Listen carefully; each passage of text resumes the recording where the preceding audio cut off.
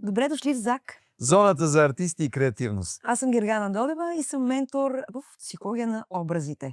Тук в ЗАК Frame Academy. До мен... Аз съм Димитър Живков, ментор в специалността киноактьорско майсторство в ЗАК Frame Academy, и днес с нас е... Аз съм Диана Стоянова и съм ментор по маркетинг, пиар и реклама в ЗАК. Темата, която днес ще обсъждаме, е притеснителна, поне според мен в много отношения. Това, че е тема, която присъства във всяка една сфера. Маркетинг, психология, изкуство.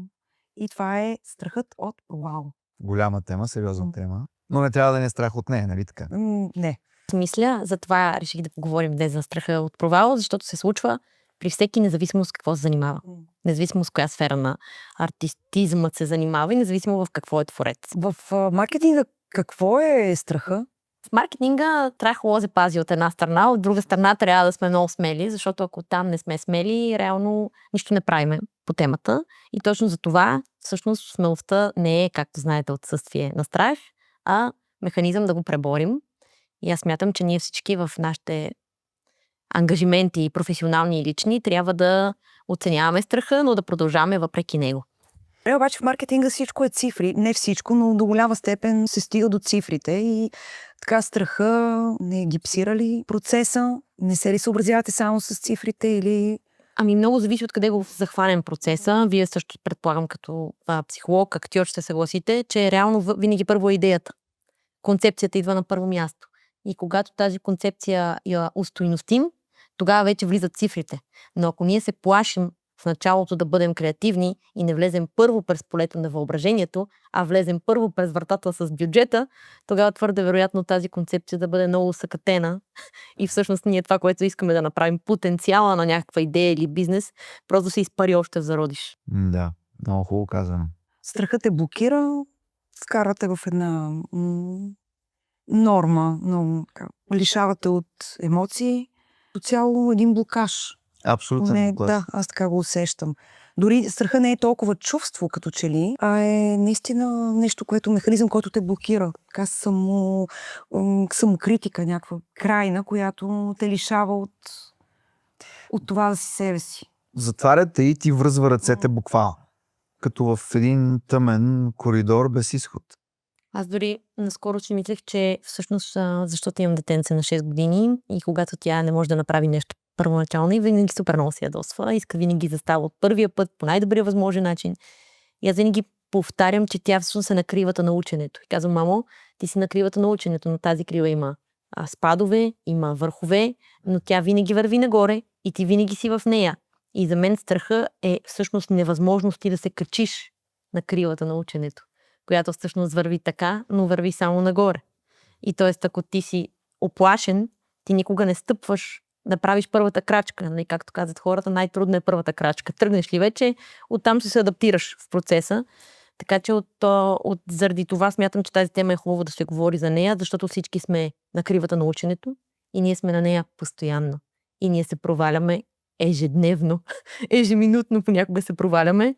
И точно това е всъщност разликата между успешните хора и другите хора. Едните се провалят, стават, продължават. Провалят се, стават, продължават. Другите просто се провалят един път, решават, че това е най-лошото нещо на света и повече никога не опитват. А страх ли ни от успеха, като си говорим, че ни е страх от провала? Как можем да ги се отнесем едно към друго? Ами то зависи какво разбираме под успех. Защото успеха за различните хора е нещо различно. Ако в нашата глава успеха е нещо голямо, по-голямо, отколкото можем да си го представим, то ние реално никога няма да бъдем успешни. А за мен успех е, че съм здрава. Тоест в този ред на мисли аз съм изключително успешна всеки един ден, в който се събудя и продължа да си върша работата. Така че дали ме е страх от това да съм здрава? Абсолютно не. Да. По никакъв повод. А в бизнес средите говори ли се свободно за страха? Да, в интерес на истината в България в последните няколко години се създадоха няколко мини общества, които идеята им е да има взаимопомощ в различни социални кръгове, свързани с бизнес. среден бизнес, голям бизнес, има различни организации, има различни така наречени алфа групи, в които хората отиват и без се притесняват, казват от какво ги е страх. Което допреди 10-15 години в нашата сфера го нямаше. Всеки някакси се стараеше да изглежда максимално успял, защото, нали, ако не е успял, едва ли не трябва да догонва другите. Докато сега хората много открито отиват и заявяват техните казуси и други хора излизат и казват, да, и аз съм имал този казус. Не се чувстват сами, нали? Тоест, Точно така. Подкрепа, Но да. съм направил това, излезнал съм така от ситуацията. И в този ред на мисли ние някакси като нация почнахме да превъзмогваме страха, аз поне така го виждам от гледна точка на бизнеса, на едно регионално ниво, така да се каже. Защото като цяло българина е страхлив човек. Аз така смятам. И обаче в последните години това почва лека по лека да се изчиства. Но ето първата крачка е това да споделиш, че те е страх. Да споделиш страха си с другите. Без притеснение, че това ще те уязви по някакъв начин, нали така? Да. Определено според мен оттам се тръгва, от това да признаеш, да, мен ме е страх, аз съм като всички вас, аз се боря с всичките неща, с които вие се борите всеки ден. Но това е и всеки артист. Аз не знам, вие сещате ли са някой артист, който да е бил супер безстрашен в някаква голяма радикална концепция, която е стартирал? И не мисля, че има, да. Не мисля, че можеш осъзнато да си кажеш, аз съм безстрашен. Може да се опитваш да се сугестираш, че не те е страх, но винаги е момент, в който нещо те спира, нещо те блокира. Това пак според мен крачка, в която да си кажеш, добре, страх ме е, не знам с това как да се справя, айде да помислим как това нещо да го преодолея. Да, от тук насетне какво правиме. И от какво точно те е страх? Дали те е страх да се изразиш, дали те е страх от резултата? Въобще да пробваш, да се пуснеш, да експериментираш. Мисля, че това е проблем да експериментираш. Заради обратната връзка. Да, заради одобрението. Заради одобрението, там идва най-голямата стена, която става дума за страх. Не, че ще разочароваш себе си, а че ще разочароваш другите. Майка ти, баба ти, приятеля ти, детето ти. И страха придобива огромни измерения, защото той вече не зависи от теб за теб. Това съм аз, но аз трябва да покажа кой съм на света и какво ще ми говори този свят. Как ще ме приеме. Добре, съгласен. Обаче в същото време аз мога от личен опит да говоря с правенето, примерно, на моноспектакъл. При нас, артистите, това да си сам на сцената, често пъти е много сериозен страх. Има световни артисти, които сами си казвали, че останат ли сами по някакъв начин на сцената, не могат това нещо да го управляват, не могат да го понесат. Винаги го има елемента, какво ще кажат другите, как ще бъда прият, дали ще ме одобрят и така нататък. Но крачката, която помага да продължиш да излезеш от този бетон, е заради себе си. Аз искам да предизвикам себе си. Аз го правя сега, в този момент, заради себе си. Може да ме харесат, може да не ме харесат. Аз съм длъжен заради себе си да продължа. Много хубав пример, по принцип за страха ми даде един човек, с това как е бил много малък, попаднал в едно мазе. Естествено, първичният страх, тъмното. Чел ли го казва, сам не знам кой ми го прошепна в съзнанието. Тогава си казах, аз съм най-страшното нещо в това мазе. От тогава нямам страх нито от тъмно, нито от това да съм някъде на непозната територия. Тоест пак от себе се тръгваш. Според мен това е една от успешните тактики, техники, ако щете, човек да разбие този бетон. Със сигурност ще има още трудности, със сигурност има това как ще бъдеш оценен е много сериозен проблем. Но начинът, с който да се пребориш, е да тръгнеш от себе си, заради себе си.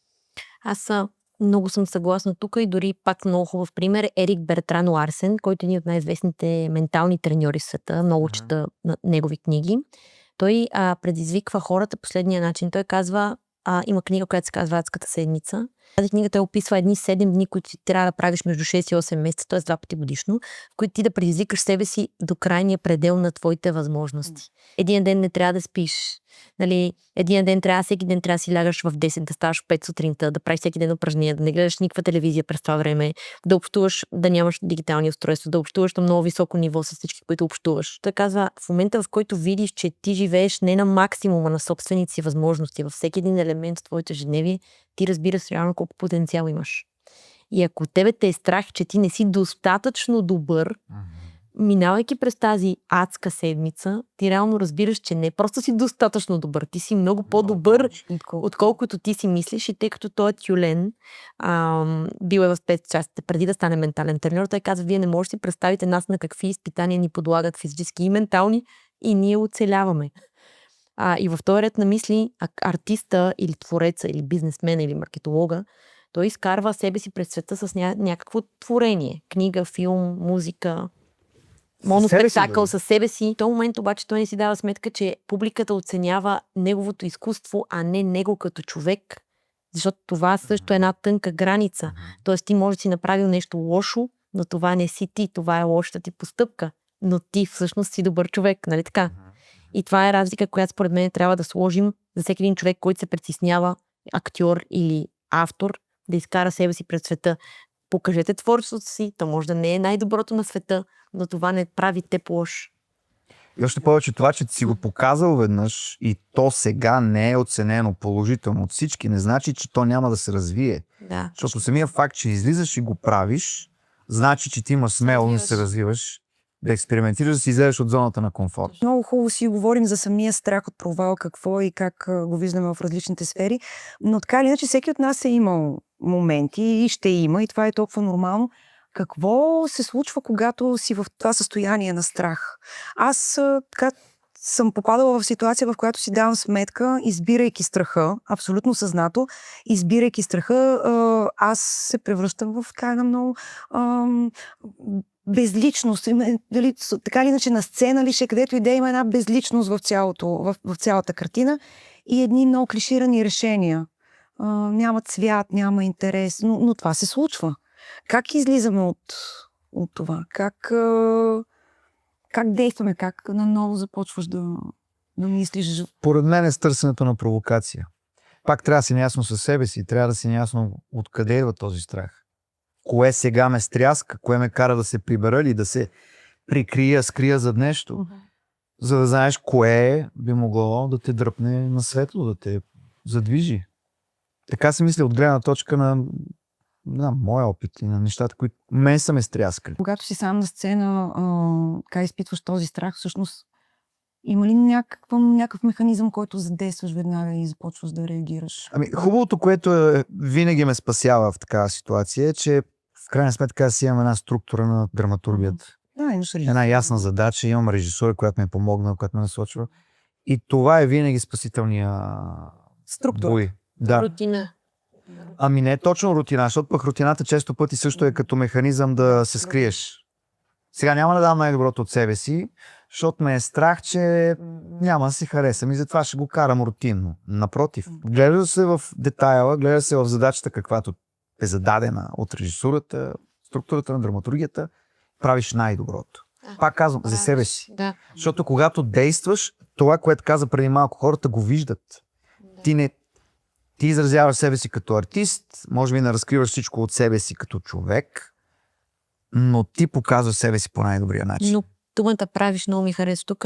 Сега тук, като ви слушам, разсъждавам, че всъщност това, което е страха като една от негативните емоции, тя е единствената емоция, при която липсва действие. Да. Защото ти каза какво те изкарва действието. Тоест в момента, в който ти понечиш да действаш, страха вече е на заден план. Защото страха е единствената емоция, която теб те парализира до степен, в която ти не знаеш какво да направиш и избираш да не правиш нищо. И тук не говорим само за изкуство, лични отношения, семейни, приятелски, бизнес, дори дали да започна, дали да рискувам, в момента, в който вече правиш, това значи, че страха вече е отишъл на заден план за сметка на действието. Така че ако някой търси механизъм за справяне с страха, то е прави, мръдни. Действай. Отмести се от ситуацията, в която се намираш и отиди в друга ситуация. Аз, примерно, един път в седмицата ходя на планина. Правя го от 3 години, всеки четвъртък. Ходя пеша по 4 часа и половина във Витош, един и същ маршрут. Аз не го правя заради ходенето, а просто защото ходейки не мислейки за моята рутина и за нещата, които имам проблемите, аз просто си чиствам главата и се движа. И това, че се движа, казва на мозъка ми, ти продължаваш да вървиш. Например, от вчера валеше дъжд и беше 5 градуса и аз ходих на планина, премръзнах, прибрах се мокра до кости, но ходих. Не съм болна в момента, но това ми помогна на мене за други решения, които трябваше да взема във вчерашния ден работни и за днеска изобщо. Така че... Действие. Трябва Добре, действие, което правиш обаче от 3 години, не е ли вече част от рутината да се спасяваш, да... От спасителната рутина, да, абсолютно, абсолютно. То, нали, в крайна сметка ние разработваме навици на база на лайфстайла си, на база на това как искаме да живеем. То реално това, което разделя успешните хора от другите хора е, че едните имат много повече добри навици от другите. И просто мозъка не участва в това ти да изпълняваш действия, което е добро за тебе всеки ден. То според мен и добрите артисти са така. Наскоро гледах едно интервю на J.K. Роулинг, която е авторка на Хари Потър. Тя не знае какво каза. Тя каза, аз бях в много лошо лично състояние, с малко бебе, тръгнах да пиша романа, всички ми върнаха книгата и вика, почти се бях отказала, обаче си казах, ще я завърша и ще се опитам да я продам. При което тя каза, моята муза в този труден момент от живота ми вече я нямаше отдавна. Аз нямах никаква муза, аз нямах вдъхновение. Не си мисля, че съм написала Хари Потър с някакво велико вдъхновение. Не, аз просто трябваше да я завърша, защото я бях започнала. И завършва с това, че това, което трябва да бъде аплодирано при артистите, не е 1% муза, който идва и се отива, 99% дисциплина и работа. Идват и работа, за да ти да завършиш започнатото. Абсолютно. И в този ред на мисли, нали, в момента, в който ти осъзнаеш, че работиш, свършва едно, но идва нещо ново друго. Великите артисти реално те никога не спират, независимо от музата, вдъхновението, разделите или начинът на живот. Те просто правят това, което правят непрекъснато. Да действаш въпреки всичко. Пикасо има над 18 000 картини, Салвадор Дали има над 13 000 скици. Това е един огромен обем от работа. Това е работа. Друг пример, който по повод на J.K. Роулинг много ми хареса, за Стивън Кинг в неговата книга за писането, в която разкрива детайли от... Това е много хубава книга. Да. Любимият ми пример с 7-те пирона. 7 такива пирона има, на които се набучкал всичките откази от къщи, които са отказали, издателски къщи, които са отказали да му издадат първи роман. 7 такива пирона преди да издаде първата си книга, да стане известен. 7. Той не се е отказал. Да. Просто трябва да не спираш да работиш. Това е. И другото, което също много ми харесва като пример, мисля, че Шварценегер го споменава в неговата биография. При среща с Мохамед Али го попитал, ти колко лицеви правиш? Мохамед Али му казва, ми почвам да ги броя, като почвам да ме боли. Тоест не просто работа, а много работа. Много работа и то да знаеш, че когато стигнеш до лимита си, има още. Това, което даде като пример. Има още, да. И за мен нали, ако ме питат, често ме питат хора, които ме познават или работят близко с мене, изглежда се едно от нищо не те е страх. Нали? И аз казвам, напротив, аз нямам момент в деня, в който да не изпитвам страх, защото този страх, това, как да кажа, аз не го наричам страх, аз го наричам room for growth. Това място, което аз знам, че имам още да запълвам, ме държи мене нагребено на вълната. Тоест, аз съм наясно с това какво съм, но аз съм наясно и с това какво мога да бъда. И аз още не съм там. И аз даже не съм сигурна, че някога в живота си ще стигна там, където искам да бъда. Яснота човек трябва да има за себе си какъв е сега, какво иска да бъде. И какво може да бъде, защото потенциала не е нещо, с което се раждаме. Таланта е нещо, с което се раждаме. Да. Потенциала е нещо, което ние развиваме. Точно. Постоянно. И аз съм виждала деца, които са изключително интелигентни и от изключително интелигентни родители, и следващия момент, нали, където се казва артист, роден артист. И следващия момент го виждаш, че продава в алкохол и цигари след 15 години и си кажеш, какво става с този роден артист? Аз съм виждала други деца, които нямат тази дарба и този талант, но супер упорито ходят и свират на пиано всеки божи ден. И тези деца във времето са толкова развити и специфични професионалисти вече, че в един момент те стават изключителни майстори. Нали, има една приказка 10 000 часа трябва да инвестира човек в нещо и след това става майстор в нещо. Аз смятам, че в ерата на социалните мрежи и креативизма тези 10 000 часа са изключително подценявани. Ние не можем да ги прескочим и това не може да се смете под килима. И няма как да изкараш нещо набързо, един курс, примерно, само и изведнъж да станеш майстор. Не, този курс ще те развие, ще те качи на следващото стъпало, но той няма да те направи майстор. Майстор ще те направят 10 000 часа. и дисциплината, която ти ще вложиш в тези 10 000 часа, за да можеш да ги изпълниш целите. Тоест, да осъзнаем страха, откъде идва, защо е, какво се случва и да го превърнем в един акумулатор, Абсолютен с който да действаме и да постигаме... Думата акумулатор е много хубава. Негативните емоции са родили най-великите изкуства на този свят. И мързела.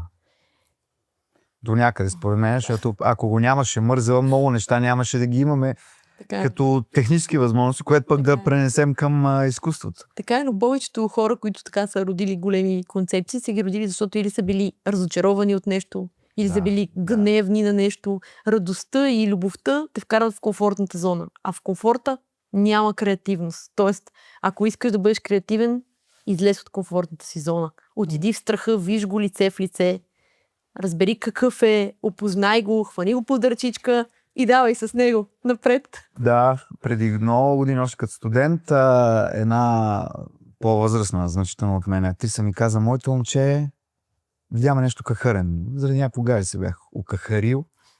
Тя вика: да не страдаш нещо любовно. Вика: да. Тя вика: спокойно. Когато актьора страда, тогава твори най-хубаво. И е факт. Абсолютен факт. Абсолютен факт. А случва ли се да видите някой, който маскира страха в професионализъм? Как казва, аз съм професионалист, всъщност крие страх от провал в дадена ситуация, обвивайки го в тази роля, нали, на професионалист, да се прикрие, че не е подходящи момент, сега ще изчакаме, не е сега, или не ви се е случвало? Не съм сигурен дали е точно думата професионализъм да го крие. По-скоро при нас, вероятно ти имаш такива наблюдения с артисти, които рискуват ва-банк. Страх ги е, но въпреки това ще бъдат провокативни, ще бъдат агресивни, ще бъдат проактивни. Да, проактивни. Проактивни и то малко в един момент е на хаос, защото все пак просто да се движиш, пък става наистина на хаотично, не води до нищо. Понякога има нужда човек да се центрира, да спре, дори заради страха да помисли и да се действа някакси По-структурирано. по-структурирано. Да. Аз имам една много хубава реплика, която много обичам. Щастието обича тишината. Аз когато видя някой прекалено шумен човек или прекалено експресивен човек, знам, че има някакъв проблем там. Защото хората, които много добре знаят какво са и защо са, те обикновено не са шумни. И в този ред на мисли, когато ти си хаотичен и много шумен, ти може би прикриваш, даже не съм сигурна, че е страх, а несигурност. Несигурност. Тоест ти не си сигурен в себе си и дай сега тук ще биеме тъпана, нали, за да не се вглеждат хората по-дълбоко в мене. Така че със сигурност го има това. Със сигурност го има, но за мен то пак се преодолява през вяра в себе си. Защото страха е липса на вяра в себе си. Несигурността е липса на вяра в себе си. Да. И тук, нали, трябва, според мен, повече хора пък и да работят с психолог. Не само в училище, ами в големи, така, в зряла възраст. Защото това помага много на това да знаеш кой си. Ти знаеш един път кой си, знаеш ли си корена, нищо не може да бутне оттам насетне. И този страх, той ти става приятел. Иначе те лимитира и ти пречи да бъдеш пълния си потенциал, да разгърнеш пълния си потенциал. Маслоу ги нарича самоактуализиращи се хора. Много хубава теория има, не знам дали сте я чували. Не, затова не. Да, има една книга, тя се казва Към психология на битието на Ибрахам Маслоу и теорията му е за самоактуализиращия се човек или хора, които никога не им стига и които продължават да растат през целия си живот без да имат стимул външен. Тоест те имат вътрешна нужда да правят повече, да са повече, да участват в обществото повече, да създават по-добри условия за живот на много повече хора. Но той, за съжаление, каза, че само 5% от населението. Така че ако повече хора станат безстрашни, може би, или безстрашни в добрия смисъл на думата, може би този процент ще порасне. Ако на принципа повече с по-смели. Абсолютно според мен е така. Ние сме стадни човека е стадно същество, стадно животно. Ние не сме родени да живеем сами и не сме обусловени да сме сами. Добре, защо тогава това е по-трудно заразява масата, отколкото провала? Хората често пъти се стряскат от провала на други, отколкото да кажат: виж го той колко е смел, колко хубави работи направи, защо не мога и аз така? Защото завиждаме. Защото ни се иска и ние да сме такива. И когато човек има негативна... Когато двигателя е по негативен начин, както с креативизма и с бюджет, откъде ще влезеш, през коя врата ще влезеш. Ако влезеш през вратата, виж какви хубави работи прави, дай ще видя аз какво мога да направя едно, ама ако влезе през вратата, този колко и работи прави, пък аз нищо тук не съм свършил цял ден.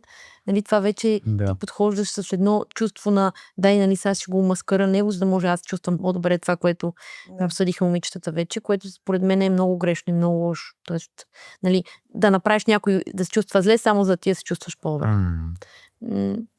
За мен е грешно. На мен много ми харесва идеята да превърнем страха в действие. Много ми допада и от целия разговор мисля, че това е най-положителното. Да, обобщаващото е действайте, въпреки че ви е страх. Действието води до резултати, а те водят до практика, която пък води до майсторство. Така че за да бъдем майстори, трябва да си хванем страха под ръка и да си действаме с него. Провалът не е страшен, а е градивен. Само градивен. Проваляйте се с финес. И действайте. Това можем да ви предложим в Zack Frame Academy, така че заповядайте. Всеки един от менторите, с които ви срещаме, имат своя провал и своя начин да се излезе от него, така че не се опасявайте. Елате да споделим провалите си заедно. Това беше от нас и от Зак. Zack.